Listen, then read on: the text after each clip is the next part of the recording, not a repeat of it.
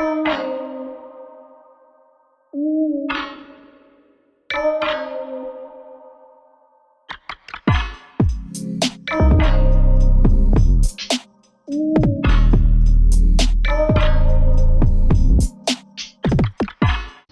seen this right here? These dudes in Chicago, they find an actual underground fallout shelter. It's like a whole city. It's got a bank. It's got everything. Watch this. Blows your mind. Like, no joke.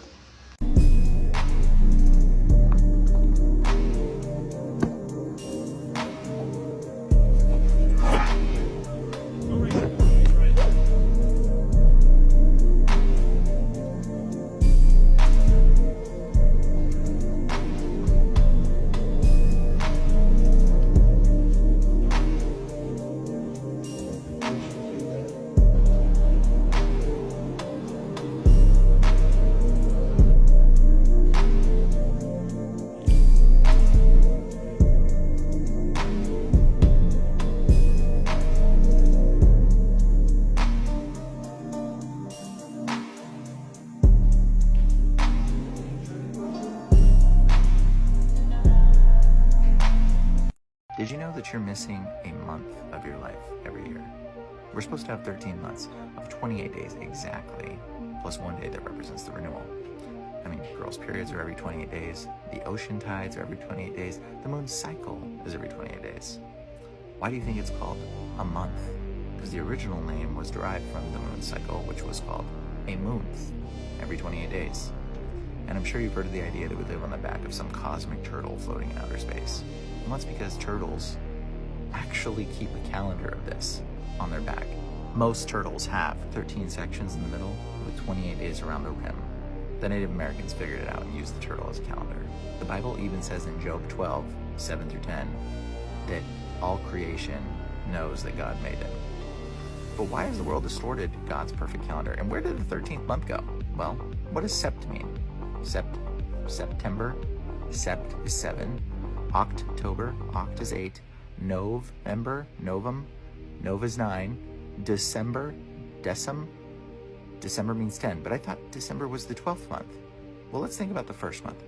What does April mean? April is where we get the word aprilis, or aprio in Latin, which means to appear or to open. Yeah, April is the first month, means to open. May is actually named after a demon or a god, a Nephilim. June is named after Janus, a god as well. July was renamed after Julius Caesar. It was originally Quintilis, which means 4, and August was renamed after Augustus Caesar, but it was originally Quintilis, and which means 5. And Julius Caesar was originally the one who renamed the start of the whole calendar to confuse you. And the missing month, the thing y'all are missing, Sextilis. I know, it's weird, but it means 6. September is now 7, October is now 8, November is 9, December is 10. January is named after a god Janus. February is named after the god Februus, and March is named after another god or demon, Mars, the god of war who ends things. And what's that famous Shakespeare quote? Beware the Ides of March? Oh yeah, here's Shakespeare manipulating our language again. The Ides of March was originally related to a timeline, meaning celebration for the new year. So why'd they change it all? So our yearly calendar was supposed to start in April and end in March. And we were supposed to have 13 months of 28 days, which is 13 times 28 is 364, plus the one day, which represents renewal to make it 365. That day also represents resurrection. Now, what day did Jesus die? It's actually April 3rd that a lot of historians assume, but what do you want to bet the calendar's been shifted a few days? And it was probably closer to April 1st. Hence the name April Fool's Day. Because you're a fool for believing a calendar that makes absolutely no sense and not recognizing the day that Jesus died for humanity. That's why they call it April Fool's Day. And demons celebrate April Fool's Day because the world has forgotten the day that your Lord died for you. All of this calendar shifting, they did it so that you cannot honor God's feast and holidays. They did it to confuse you. I mean, God specifically says, keep my days. He says, keep the Sabbath. That's part of his commandment. God wants you to honor his holidays. And so that's why the calendar's been shifted. So you can't honor God's holidays, and you don't even know what days they are. And Romans 1:20 basically says God made creation so that you are without excuse if you deny him. So don't be a fool. Recognize that Jesus died for you. Do the research, read your Bible, and realize that you live in a world that's completely manipulated by Satan. They changed the calendar so that you don't know how to honor your God's holidays. If somebody says that we don't have any photos of Earth from space, they're lying. I'm about to show you my favorite photos of Earth from space, and they keep getting better. This is the very first photo of Earth from space. There are no stars in the background because that's just not how cameras work. You can't have the same exposure for a really bright object in the foreground and really dim objects in the background. You gotta pick one or the other. This is the first photo of the Earth from another astronomical object, the moon. I love this one. This is the first full disk, true color image of the Earth. This is the very famous Earthrise photo taken in orbit around the moon. This photo is called the Blue Marble. It was taken on Apollo 17. This is unedited. There are other photos also called the Blue Marble that are edited, but this is the real unedited full one, the first one. This is the first photo of Earth from past Pluto. That's Earth. This is the first movie of Earth from space where it makes an entire full rotation. This was taken over a 25-hour period. This is the Pacific Ocean from the Discover satellite. That's Antarctica for people who say we don't have photos of Antarctica. 30 days. Okay. It's not like 28, it's not like 31. February, okay. So you have 30 days. And then at the end, the 13th month has 5 or 6 days. That actually makes a lot of sense. I don't know why the rest of the world doesn't do that. I don't know.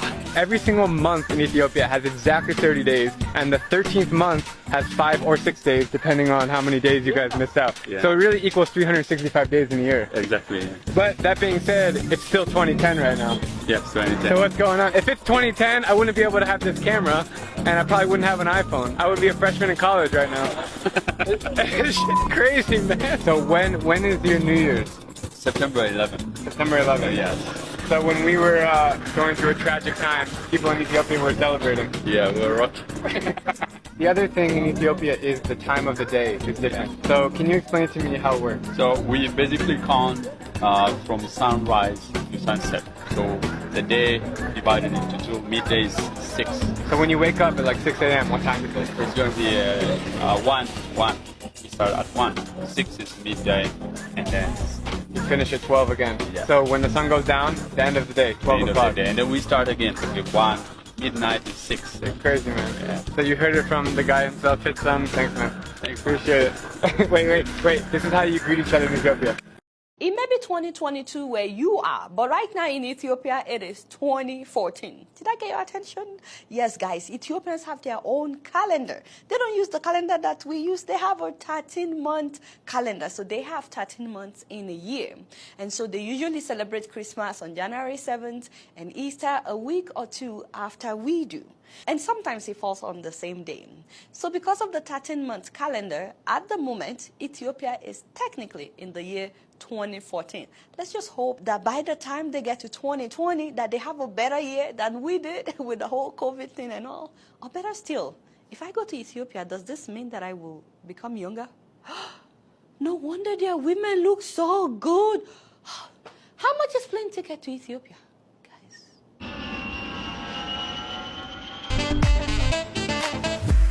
Remember these little guys from last week? Well, these so-called alien corpses have now undergone lab testing. Yep, that's right. They've had a full CT scan and X-rays. The bodies were presented to Congress in Mexico last week by a self-proclaimed UFO expert named Jaime Maussan. He claimed they had been discovered in Peru in 2017 and were 1,800 years old. His presentation went viral, with many calling the bodies aliens. The so-called corpses have been tested by Jose de Jesus Zalce Benitez, reportedly a military doctor and forensic expert, who says the specimens each belong to a single skeleton and have not been manipulated. But the findings have been widely disputed by scientists. Last week, a NASA scientist responded to the news and urged the men to make samples available to the world scientific community, and we'll see what's there. This was used as a calendar by the Indians. There's 13 moons in a calendar year, and every turtle has 13 sections in its back. There's 1, 2, 3, 4, 5, 6, 7, 8, 9, 10, 11, 12, 13. One for each of the moons. And it starts over here and goes counterclockwise around and then down. there's 28 days between each moon, and every turtle has 28 smaller sections around the base of it. And if you times that, it comes to 364 days. That's obviously one day short of our calendar year. But on that one day, it's believed that they forgave all debts, the wars stopped, it was a day of nothing. NASA doesn't want you to know they have the last dinosaur. Earlier this year in February, Lucas Meyer was hiking the Window Trail in Texas. He loved hiking. However, today he found something incredible. In the early 1980s, NASA created facilities all over the United States. One of these facilities was built near the Window Trail in Texas. It was an observatory, or at least that's what NASA told the public. When Lucas was hiking, he always liked to wander off the trail. While hiking the trail, Mikkel saw a small hill which looked to have a great view. The view from the top of the hill was nice, however, something was not right. He was standing on a covered metal plate of some sort, almost resembling a hatch. He brushed off the top, and sure enough, he was standing on top of a small metal hatch. The words, "Zone C property of NASA, stay out," was engraved on the hatch. Without much trouble, he managed to pop open the hatch. Below was a ladder leading down at least 100 feet. His curiosity got the best of him, and he ventured down. Luckily, he had brought a flashlight with him. At the bottom of the ladder was a tunnel leading towards another door. The tunnel was cold, and it looked as if no one had been down there for over 10 years. He came to the door and saw it had something written on it. It read,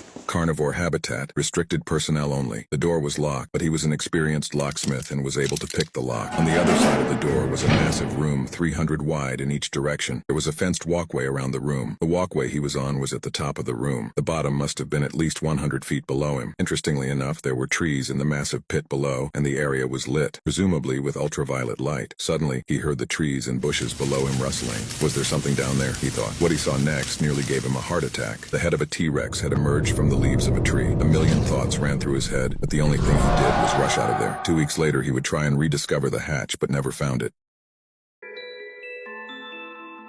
Ophiuchus is the 13th zodiac sign.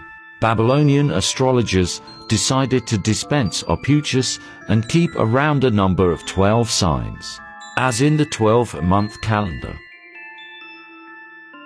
It is a large constellation straddling the celestial equator, meaning serpent bearer, and it is commonly represented as a man grasping a snake.